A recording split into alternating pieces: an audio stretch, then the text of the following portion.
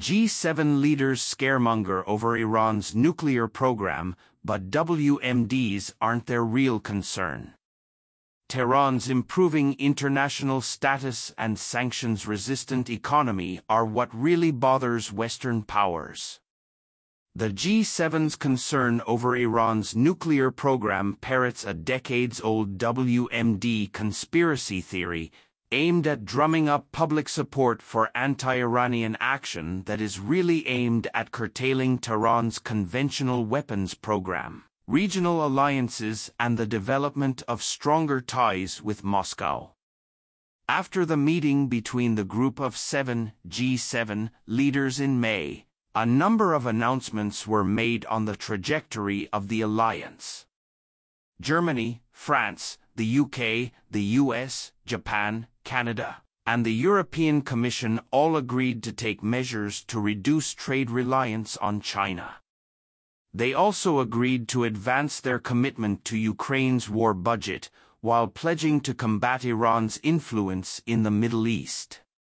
The agenda platform, set out from the Japanese city of Hiroshima, seeks to further exacerbate the schisms between major world and regional actors in the emerging multipolar order.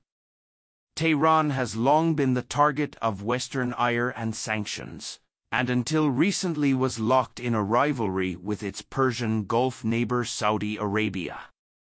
However, as the US and its allies focus their efforts on combating Russia and China, this has presented opportunities for the less powerful Iran to survive under sanctions. On May 17, Russian President Vladimir Putin and his Iranian counterpart Ebrahim Raisi signed a deal to finance the construction of an Iranian rail route that aims to supplement the international north-south transport corridor. It also emerged this month that 28 Russian energy companies plan to visit Iran, seeking to increase cooperation with and potentially help in advancing Iran's oil and gas industry.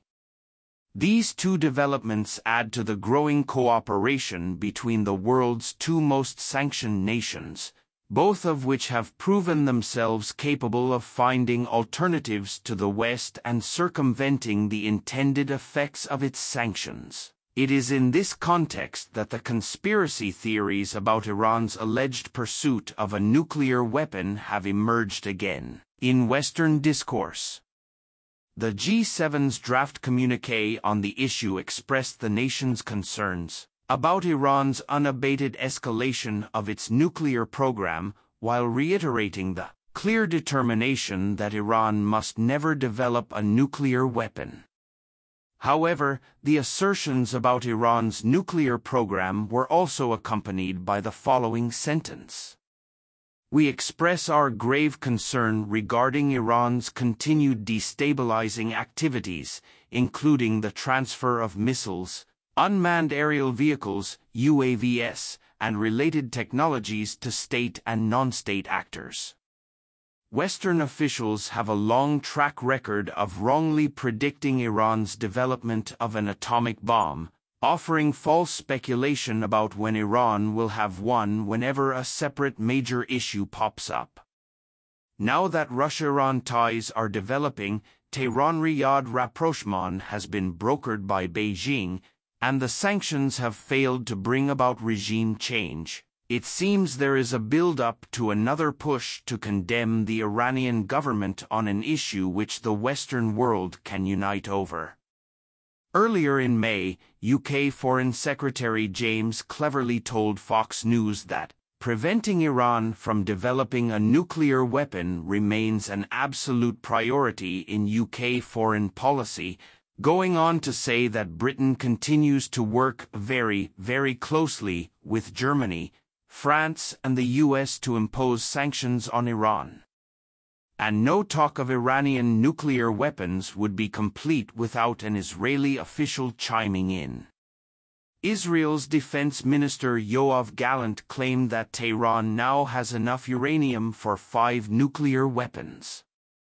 Since 1992, Israeli officials have been constantly making false claims and predictions on how long it will take for Iran to build a nuclear bomb, with former Israeli President Shimon Peres first warning the international community that Iran would be armed with a nuclear bomb by 1999. Back in January of 2021, former IDF chief Aviv Kochavi even made the claim that the nukes could be developed in months, maybe even weeks. In reality, there is no proof that Iran has a secret nuclear weapons program, nor is there any evidence to suggest Tehran is seeking to develop the bomb, let alone use it.